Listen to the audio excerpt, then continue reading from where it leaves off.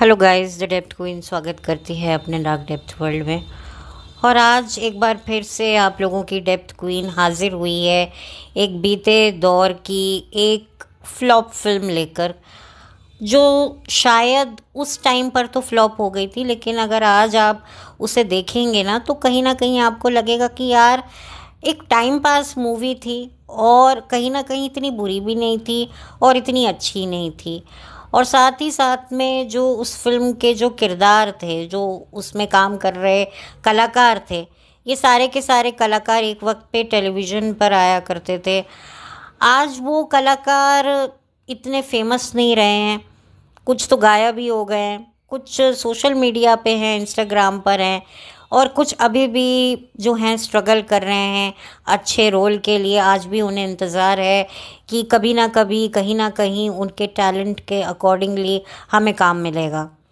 तो उन्हीं भूली बिसरी यादों को ताज़ा करने के लिए मैंने सोचा कि चलो ये वीडियो बनाया जाए और इस फिल्म के बारे में बात की जाए। ये फिल्म का नाम था कुछ तो है। जी हाँ, कुछ तो है, लेकिन इस फिल्म में कुछ भी नहीं था।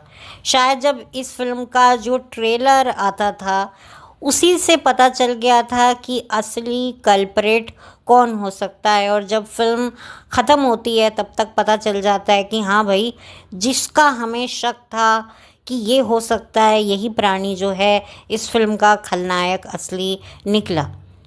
तो ये फ़िल्म 2003 में आई थी और इसे बनाया था, इनफैक्ट इसको प्रोड्यूस किया था एकता कपूर, और एकता कपूर का जो बैनर था बालाजी, उन्होंने किया था। एक्चुअली एकता कपूर का वो जो टाइम था ना, वो बहुत ही ज़्यादा ज़बरदस्त टाइम था। हालांकि उस टाइम पर एकता की प्रोड्यूस की हुई फिल्में ज़रूर फ्लॉप हो रही थी, लेकिन उनके बारे में बात तो होती थी, स्पेशली गाने बहुत अच्छे होते थे। और एकता अपने हर सीरियल में जो फिल्म रिलीज़ होने वाली होती थी, या तो उसके भाई की या उसके खुद के प्रोडक्शन की, उसके गाने तो बजवाती थी भाई साहब। मतलब हर जितने भी सीरियल चल रहे हैं, कोई ना कोई ऐसी सिचुएशन क्रिएट कर कर वो गाने बजते थे। जैसे अगर मैं बात करूं कुछ तो है मूवी का, तो इस फिल्म में तुषार कपूर, अनीता हंसंदानी, ईशा देओल और यश टोंक उस ज़माने के, उस वक्त के टेलीविज़न के काफ़ी पॉपुलर एक्टर हुआ करते थे, क्योंकि एकता कपूर का ही शो कहीं किसी रोज़ में वो कुणाल सिकंद की भूमिका निभा रहे थे। और उसी सीरियल से जो है यश टोंक बहुत ही ज़्यादा फेमस हुए थे, और उनको काफ़ी फिल्में मिली थी, जैसे कि शाहिद कपूर की जो डेब्यू फिल्म थी इश्क विश्क, उसमें भी यश टोंक थे एक छोटे से किरदार के लिए, जिसको लोगों ने काफ़ी अप्रिशिएट किया, पसंद किया। तो एक्चुअली एकता कपूर के लिए थोड़ा सा इजी हो जाता था, क्योंकि एकता कपूर अपने ही भाई को लॉन्च करने के लिए, उसका करियर बनाने के लिए फिल्में बनाती थी, और जो उसके साथ जो आर्टिस्ट लेती थी वो ज़्यादातर टेलीविज़न आर्टिस्ट हुआ करते थे। क्या होता था कि भाई टेलीविज़न आर्टिस्ट हैं, एकता कपूर को उसी के सीरियल में काम कर रहे हैं, और जब एकता उन्हें फिल्म में लेकर आ रही है तो ऑब्लाइज फील करने के लिए हो सकता है वो कोई पैसे ना लेते हैं, और अगर लेते भी होंगे तो कितने लेते होंगे। तो एक तरीके से उनके लिए तो बहुत बड़ी बात थी कि भाई हम फिल्म में जा रहे हैं, और एकता कपूर के जब शोज़ इतने अच्छे जा रहे हैं तो फिल्में भी अच्छी जाएंगी। पर वो होता नहीं था। जितनी तबाही एकता कपूर के सीरियलों ने मचा रखी थी टेलीविज़न पर, एकता कपूर की फिल्मों ने उतनी नहीं कमाई, उतनी तबाही जो है वो नहीं फैलाई फिल्मों में। कुछ फिल्में ज़रूर चली, लेकिन एकता कपूर एक फिल्म प्रोड्यूसर के तौर पर इतनी ज़्यादा सक्सेस नहीं हासिल कर पाई जितनी वो successful as a television producer रही। और यही वजह है कि एकता कपूर अब जो है, क्योंकि सास भी कभी बहू थी से टेलीविज़न की दुनिया में एक तरीके से अपना नया कमबैक किया है, और लोग देख रहे हैं तुलसी को, भले ही रो भी रहे हैं कि भाई हम ये क्यों देख रहे हैं, लेकिन देख रहे हैं। तो एक तरीके से हाइप तो मिली, क्योंकि सास भी कभी बहू थी के सेकंड सीज़न को, और इससे जो है एकता कपूर कहते हैं ना बैक इन गेम, तो वापस से जो अपनी टेलीविज़न की जो क्वीन के तौर पर एकता को जाना जाता था, उसमें एकता ने अपनी दोबारा वापसी करी इस शो के रीलॉन्च से। तो एक तरीके से खुद को भी एकता कपूर ने रीलॉन्च किया, क्योंकि उससे पहले एकता कपूर जो जिस तरह की गंदी बात या भद्दी बात नाम के जो वेब सीरीज़ बना रही थी, जो काफ़ी कंट्रोवर्शियल हो रहे थे और भी बहुत सारी चीज़ें चल रही थी, जिसकी वजह से एकता कपूर को काफ़ी ज़्यादा दिक्कत हो रही थी। उन्होंने लॉकअप सीरियल भी ओटीटी पर जो था रियलिटी शो, वो प्रोड्यूस किया था। बहुत कुछ एकता ने ट्राई किया, लेकिन लगा एकता को कि नहीं यार, मुझे वापस से अपना वही वो चाहिए, पोजीशन चाहिए जो मेरी एक वक्त पे हुआ करती थी। तो ये वो एकता का टाइम था। तो एकता कपूर ने इस फिल्म को वो प्रोड्यूस किया और इसे बनाया था अनुराग बासु और अनिल वी कुमार। अनिल वी कुमार भी जो है कहानी घर घर की के डायरेक्टर हुआ करते थे, और बाद में उन्होंने फिर एकता के साथ मिलकर कुछ वेब सीरीज़ भी बनाई। तो एक तरीके से अनुराग बासु भी जो हैं वो एकता कपूर के साथ काम कर चुके हैं। कोशिश एक आशा, जिसमें संध्या मृदुल और वरुण वडोला जो सीरियल था, जो जी टीवी पे आया करता था, उसमें जो है उस सीरियल को अनुराग बासु ने बनाया था। और अनिल वी कुमार, उन्होंने कहानी घर घर की बनाया था, और भी कोई और भी एकता के साथ मिलकर शोज़ बनाए थे। और जो कोशिश एक आशा सीरियल था, वो एक्चुअली आधारित था जितेंद्र और हेमा मालिनी की एक फिल्म ज्योति की कहानी पर ही। ये फिल्म का जो था प्लॉट उठाकर सीरियल बनाया गया था कोशिश एक आशा, जिसमें एक लड़की होती है जिसको पता ही नहीं होता कि उसकी शादी जिस इंसान से हो रही है वो मेंटली चैलेंज है। तो उस सीरियल की कहानी भी यही थी, और ये जो सीरियल था वो उसी फिल्म से इंस्पायर था, जिसमें हेमा मालिनी की शादी जितेंद्र से हो जाती है जो मेंटली चैलेंज होता है। तो किस तरीके से वो उसको ठीक करती है, उसी कहानी पर आधारित वो फिल्म थी। और फिर जो एकता कपूर ने कोशिश एक आशा नाम का जो सीरियल बनाया था, उसकी भी कहानी एग्जैक्टली ऑलमोस्ट सेम ही थी। तो आप देखिए कि ज्योति जो फिल्म थी उसमें जितेंद्र और हेमा मालिनी थे, और इन्हें क्या पता था कि आगे जाकर इनके बच्चे तुषार कपूर, जितेंद्र के जो बेटे हैं तुषार कपूर, और हेमा मालिनी की बेटी ईशा देओल भी साथ में काम करेंगे। और दोनों ने जो है साथ में फिल्में करी हैं, लेकिन इनकी जोड़ी को कोई खासा रिस्पॉन्स मिला नहीं। तो वो बात अलग है कि ईशा देओल और फिर तुषार कपूर ने साथ में काम नहीं किया। और अगर मैं बात करूं अनीता हंसनदानी की, तो अनीता हंसनदानी ने जो है एकता के साथ बहुत काम किया हो, चाहे वो टेलीविज़न हो चाहे वो बड़ा पर्दा हो। और एकता कपूर ने अनीता के करियर को बहुत बूस्ट किया है। खुद अनीता साउथ की फ़िल्मों में भी काम कर चुकी हैं, लेकिन जो कामयाबी, जो उनको मुकाम मिला, वो एकता के सीरियल से मिला। और ये है मोहब्बतें नाम का जो सीरियल आया था, जिसमें दिव्यांका त्रिपाठी और करण पटेल थे। उस सीरियल में अनीता हंसनदानी ने एक नेगेटिव किरदार निभाया था, जो शायद शगुन नाम था, if I am not wrong. वहाँ से अनीता का दोबारा से टेलीविज़न पर एक वैम्प रोल में उनकी एक तरीके से दोबारा पारी खेली गई थी, जो काफ़ी कामयाब थी। उससे पहले काव्यांजलि नाम का सीरियल था, जिसमें अनीता हंसनदानी लीड में थी और पॉजिटिव कैरेक्टर था। और भी बहुत सारे शोज़ थे, जैसे कभी सौतन कभी सहेली, जिसमें उर्वशी ढोलकिया और अनीता हंसनदानी थे, जो पहले दूरदर्शन पे आया करता था, फिर शायद वो सैटेलाइट चैनल पे शिफ्ट हो गया, कुछ ऐसे ही हुआ था। तो जो अनीता का जो करियर है उसको एक बूस्ट दिलवाने में एकता ने काफ़ी हेल्प करी, काफ़ी अच्छी दोस्त है।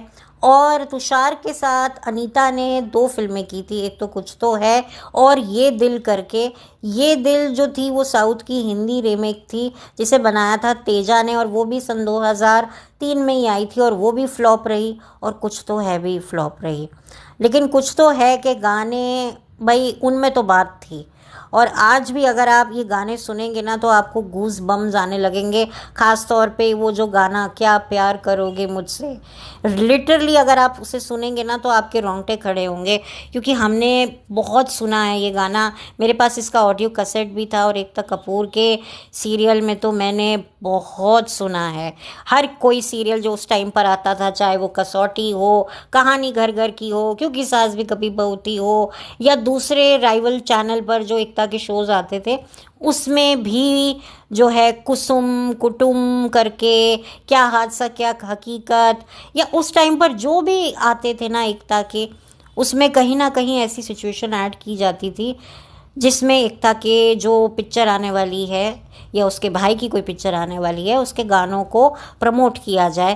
पहले प्रमोशन ऐसे ही होता था। ये जो, अगर मैं गलत नहीं हूँ तो ये एकता कपूर ने ही सीरियलों के पीछे जो गाने बजाने की जो प्रथा है वो शायद एकता कपूर ने ही की थी। अगर किसी और ने की हो तो प्लीज़ मुझे करेक्ट कीजिएगा।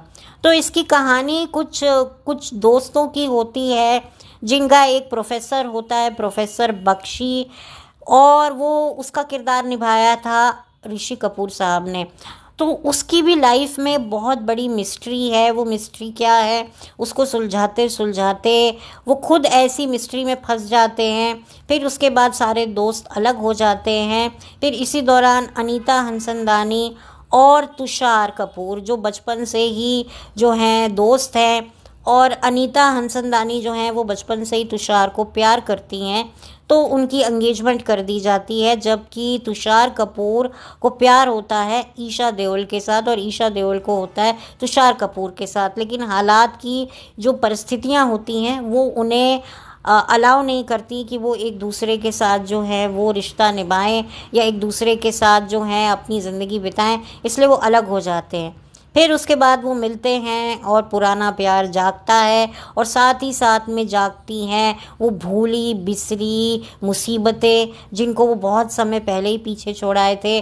और जो दोस्त हैं वो कैसे इस सब में जो है बलि के बकरे बनते हैं, क्या होता है उनके साथ। अगर आप ये जानना चाहते हैं तो आपको ये फ़िल्म देखने को मिलेगी यूट्यूब पर, और आप अगर ये फ़िल्म देखने में इंटरेस्टेड हैं तो आप ज़रूर देख सकते हैं। और आप ये कहानी को जानना चाहते हैं और देखना चाहते हैं, वैसे तो इसे एक थ्रिलर के तौर पर इंट्रोड्यूस किया गया था कि एक थ्रिलर मिस्ट्री मूवी है, बट ये कितनी थ्रिलर मिस्ट्री निकली ये तो इस फिल्म के फ्लॉप होने से ही आपको पता चल चुका होगा। लेकिन एज अ टाइम पास आप देख सकते हैं, पुरानी यादों को, पुराने किरदारों को आप देख सकते हैं। एक्चुअली ये फिल्म एक अमेरिकन फिल्म से इंस्पायर थी, और वो अमेरिकन फिल्म एक नॉवल से इंग्लिश के इंस्पायर थी।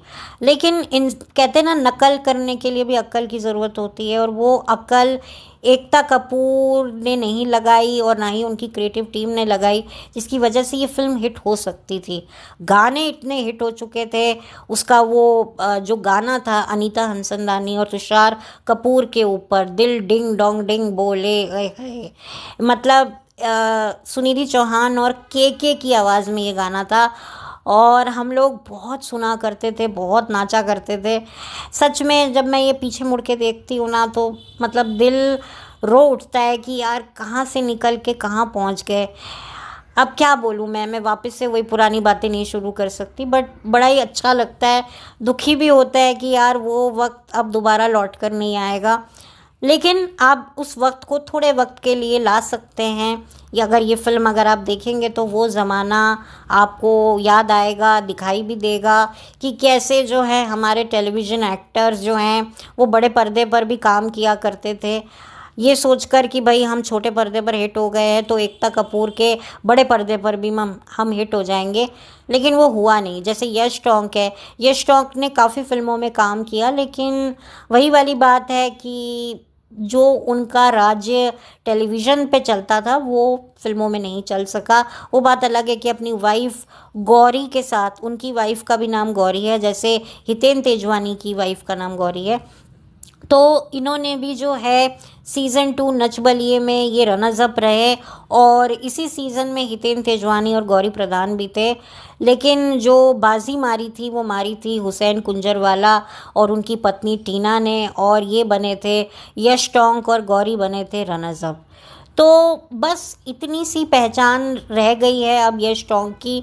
अब यश टोंग जो हैं वो थोड़ा बहुत सीरियल्स में काम कर रहे हैं, उनकी पत्नी भी सोशल मीडिया पे रील्स वगैरह बनाती हैं, लेकिन वही वाली बात है कि ज़्यादा कुछ जो एक एक टाइम पर जो टेलीविज़न आर्टिस्ट की जो धाक हुआ करती थी टेलीविज़न पर, वो अब नहीं रही है।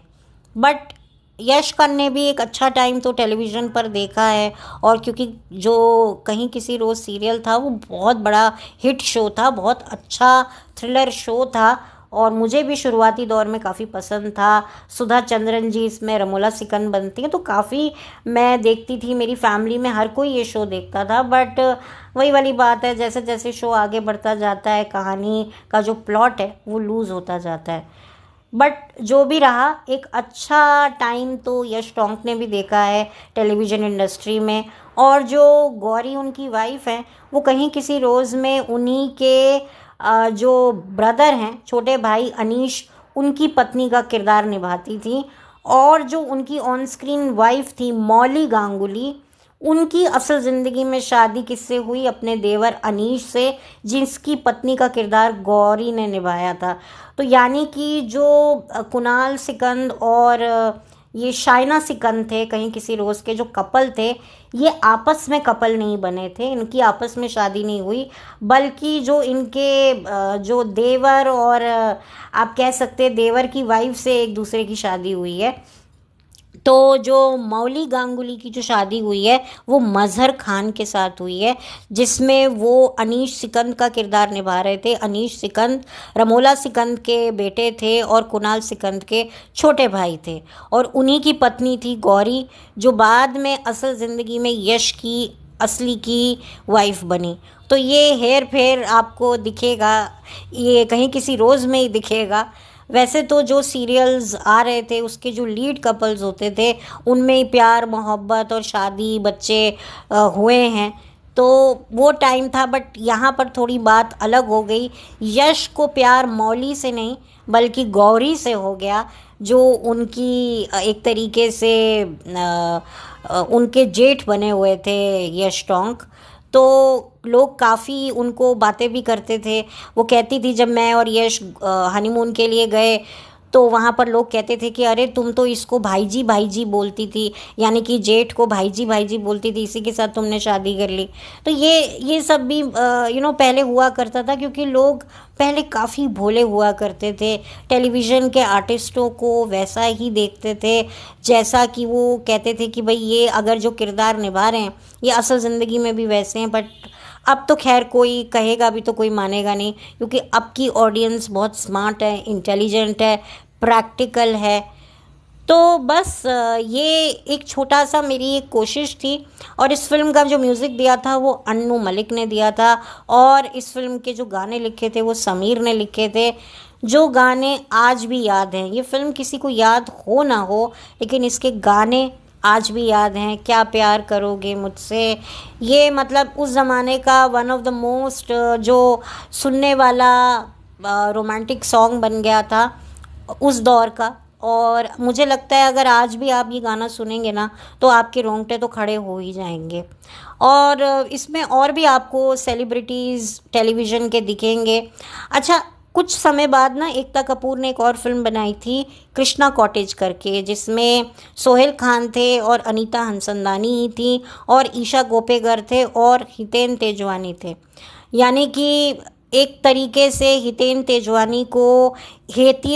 तेजवानी की जो पॉपुलैरिटी थी उस टाइम पर, जो टेलीविज़न इंडस्ट्री में काफ़ी थी, एकता कपूर के शोज़ की वजह से थी, उसको भी इनकैश करने की कोशिश की गई थी। लेकिन वही वाली बात है कि जब कहानी में दम नहीं था तो क्या कह सकते हैं। यही वजह रही कि कृष्णा कॉटेज भी फ्लॉप रही, बुरे तरीके से फ्लॉप रही। और बट वो गाना कृष्णा कॉटेज का बेपनाह प्यार है आजा, तेरा इंतज़ार है आजा, आई डोंट नो वो म्यूज़िक शायद अनु मलिक ने दिया था, मुझे याद नहीं है, बट किसी ना किसी ने तो दिया ही होगा, और जिसने भी दिया है बहुत ही अच्छा, वो एक आइकॉनिक हॉन्टेड सॉन्ग है। मतलब जब भी आप सुनो ना तो ऐसे लगता है कि कोई दुखी, कोई बेचैन, कोई प्यासी तड़पती आत्मा गा रही है, तेरा इंतज़ार है आजा, सोना सोना लम्हा लम्हा, आंखें मेरी तन्हा तन्हा। मतलब ऐसा बहुत ही अच्छा मतलब गाना था, जो उस वक्त भी काफ़ी मुझे अच्छा लगा था और आज तो कुछ ज़्यादा ही अच्छा लगता है। तो एकता कपूर ने ये हॉरर फिल्म बनाई थी जो पूरे तरीके से फ्लॉप रही। और इस गाने को भी एकता ने काफ़ी यूज़ किया था अपने सीरियल्स में, भाई प्रमोट करने के लिए। इसमें तुषार नहीं थे, लेकिन एकता कपूर के प्रोडक्शन की थी। बट अनफॉर्चुनेटली फिल्म नहीं चली। बट खैर जो भी है, अब एकता कपूर वापस से टेलीविज़न पर एज अ प्रोड्यूसर वापस आई हैं और उनके काम को लोग अब देख रहे हैं। अब वो कितना देखेंगे वो तो मुझे नहीं पता, लेकिन एक वो टाइम हुआ करता था कि एकता कपूर जितना कब्ज़ा टेलीविज़न में कमा रही थी, उतना ही वो कब्ज़ा करना चाहती थी फिल्मों में, फिल्म के प्रोडक्शन में। वो बात अलग है कि फिर बाद में जाकर एकता ने कुछ बड़ी बड़ी फिल्में बनाई, जैसे द डर्टी पिक्चर, और फिर और भी कुछ फिल्में बनाई जो मुझे याद नहीं आ रही हैं। वो थोड़ी बहुत ज़रूर चली, जिसमें बड़े बड़े स्टार्स रहे हैं, लेकिन पता नहीं क्या हुआ कि एकता उस चीज़ को कंटिन्यू नहीं कर पाई। फिर वो ओटीटी पे चली गई और अपने बोल्ड जो कंटेंट की वजह से हमेशा से उनको जो है सुनने को मिला, और फिर उसका उनको खामियाजा भी भुगतना पड़ा। उन्होंने माफ़ियाँ भी मांगी। वो जो एक कुछ वर्दी को लेकर, जो हमारी भारतीय सेना है उसकी वर्दी को लेकर कोई कंट्रोवर्सी हुई थी। तो ये सारी कंट्रोवर्सीज़ एकता कपूर के साथ हो चुकी हैं, और भी बहुत कुछ पंगे एकता कपूर के रहते ही हैं। लेकिन अब जो है एकता कपूर वापस से जो है कोशिश कर रही हैं, तो मेरी तरफ से तो एकता कपूर को मैं यही कहूँगी, कुछ अच्छा डिफरेंट और देखने लायक अगर आप कंटेंट बनाएंगी, कोई अच्छी फ्रेश कहानी अगर आप लेकर आएंगी अच्छे किरदारों के साथ, अच्छे स्क्रीन प्ले के साथ, तो क्यों नहीं लोग देखेंगे। लोग आज की तारीख में एक अच्छा कंटेंट देखना चाहते हैं, और अगर आप ये दिखाएंगी तो क्यों नहीं देखेंगे। मेरे हिसाब से तो देखेंगे। बट खैर, I wish Ekta Kapoor all the very best. बाकी ये फिल्म यूट्यूब पर अवेलेबल है, और इसकी मिस्ट्री आप अगर सुलझाना चाहते हैं और इसकी मिस्ट्री की जो तह तक जाना चाहते हैं, तो ये फ़िल्म यूट्यूब पे बहुत इजीली मिल जाएगी। और ईशा देओल का भी आपको देखने को मिल जाएगा कि ईशा देओल कैसे अपने करियर में किस तरह की फ़िल्में किया करती थी, और किस तरीके से उनको काफ़ी खामियाजा भी भुगतना पड़ा, क्योंकि उनकी मुझे लगता है चॉइस जो थी फिल्म चुनने की, वो उनके कुछ काम नहीं आई। या चॉइस अच्छी भी हो सकती है, उस टाइम पर लग रहा हो कि हाँ पिक्चर जो है वो अच्छी हो सकती है, लेकिन उनकी डेस्टिनी ने उनका साथ नहीं दिया। फिर एज़ यूजुअल अब वो वापस से अपने करियर में कम बैक कर रही हैं, क्योंकि भाई शादी हो गई, तलाक हो गया, 2 बच्चे हो गए, अब वो वापस से अपना करियर जो है वो स्टार्ट कर रही हैं। तो ठीक है भाई।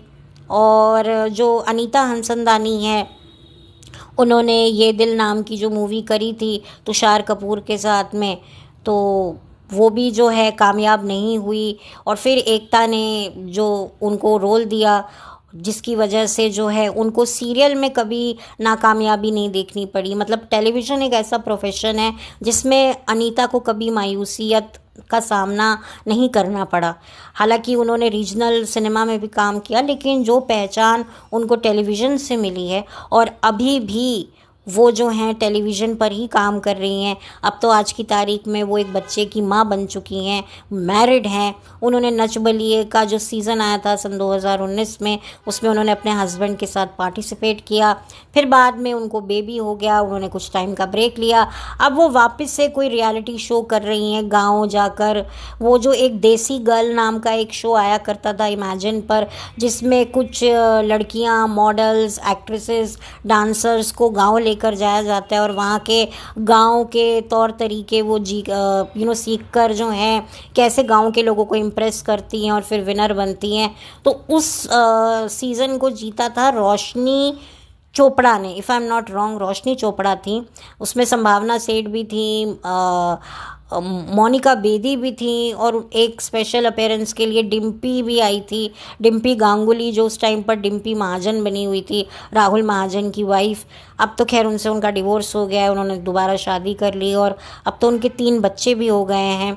सीज़न 8 में भी जो थी ये आई हुई थी, मैं नाम भूल गई इसका, गांगुली करके, क्या नाम है मैं भूल गई, डिम्पी गांगुली, सॉरी, डिम्पी गांगुली। तो डिम्पी गांगुली तो अब 3 बच्चों की माँ बन चुकी हैं, और गौतम के सीज़न 8 में भी वो नज़र आई थी। तो ये लाइफ है, और ये इस लाइफ की रियलिटी है कि सब लोग अपनी लाइफ में मूव ऑन कर जाते हैं, और जो हमारे जैसे जो व्यूवर्स होते हैं वो बस यादें बटोरते रह जाते हैं। और बस इसी के साथ अब मेरे पास कुछ और तो कोई चीज़ बची नहीं है। और तुषार कपूर का जो करियर है वो ग्राफ हमारे सबके सामने है। टैलेंट था, बट वही वाली बात है, डेस्टिनी। अब तो वो एक सिंगल फादर बन चुके हैं, थोड़ा बहुत वो काम करते रहते हैं, बट वही वाली बात है कि तुषार का भी जो करियर है, जिस तरीके से जो सोचा था वैसा हुआ नहीं। और बस एक अनीता हंसनदानी है जो अभी भी काम कर रही हैं और एक्टिव हैं, भले ही उन्होंने कुछ टाइम का ब्रेक लिया, लेकिन अभी भी वो काम कर रही हैं। बाकी यश टोंग भी थोड़ा बहुत अपने टेलीविज़न करियर में कर ही रहे हैं काम, कुछ फिल्मों में वो दिखे एज अ साइड रोल। उनकी वाइफ भी छोटे मोटे शोज़ में रोल करती रहती हैं और सोशल मीडिया में दिखती रहती हैं। लेकिन मुझे लगता है कि अगर इस फिल्म की मैं बात करूं तो आज भी अगर कोई चेहरा दिखता है तो कुछ आपको 1-2 चेहरे ही दिखेंगे, जो शायद आपको दिख जाएंगे या तो सोशल मीडिया पे या फिल्मों में, तो नहीं बट टेलीविज़न पर। यानी कि कुछ ही चेहरे हैं जो आज की तारीख में एक्टिव हैं, जो काम कर रहे हैं। बाकी सब गायब हो चुके हैं, कुछ स्ट्रगल कर रहे हैं, कुछ कभी कभार दिख जाते हैं। तो ऐसी ही उतार चढ़ाव भरी ज़िंदगियां जी कर जो हैं वो अपनी ज़िंदगी का गुजर बसर कर रहे हैं। तो बस इसी के साथ जो है, ऋषि कपूर का भी काम अच्छा है, काफ़ी उनको अच्छा रोल दिया, बट जब पिक्चर ही नहीं चली तो फिर रोल का भी आप क्या कह सकते हैं। फिल्म आपको थोड़ी स्केरी भी लगेगी, लेकिन बाद में फिल्म का जब अंत आएगा तो हंसी आ जाएगी, क्योंकि मतलब अब मैं क्या बोलूँ। तो मुझे लगता है कि इसका जो अंत है वो बहुत बड़ी कमज़ोरी है इस फिल्म के लिए, और शायद इसका जो अंत है वही एक सबसे बड़ी वजह थी फिल्म के फ्लॉप होने की। ठीक है, आप कोई कर रहे हो, कुछ इंस्पायर हो रहे हो, बट कुछ अपनी क्रिएटिविटी भी आप करते, बहुत ही सम टाइम आपको शायद पता ही चल जाएगा कि भाई असली में कौन कल्परेट है। तो कोई कई चीज़ें काफ़ी प्रेडिक्टेबल लगेंगी और फिर वही होगा जो शायद आपको लग रहा होगा, क्योंकि हमें तो शक हो गया था। आप सोचिए, फिल्म का प्रोमो देखकर ही हमें पता चल गया था कि ये बंदा या ये बंदी हो सकती है, और फिर वही हुआ। तो आप सोचिए कि कितने हम लोग जो थे, मासूम होने के बावजूद भी, मासूम उम्र में होने के बावजूद भी कितने शातिर थे। और अब जो हैं, अब हमें वाकई शातिर होना चाहिए, लेकिन अभी भी कभी कभी मुझे लगता है कि मैं नई चीज़ों को समझ पाती हूँ। बट ठीक है, जितना भी समझ लेती हूँ फिर आप लोगों से डिस्कस कर लेती हूँ। तो खैर अब बस आई थिंक मैंने हर चीज़ें कवर कर दी हैं, स्टोरी, म्यूज़िक, फिल्म का जो डायरेक्शन है वो भी मैंने बता दिया, और फिल्म का मैंने ईयर भी बता दिया, नाम भी बता दिया। तो बस अब हो गया, अब डन। अब चलिए मैं इस वीडियो को बंद करती हूँ, और प्लीज़ मुझे बताइएगा कि आप लोगों ने ये फ़िल्म अगर देखी हो या इसके गाने सुने हो तो बताइएगा। और इसी के साथ बहुत जल्दी मिलूँगी एक नए वीडियो के साथ। तब तक के लिए thank you so much, have a blessed day.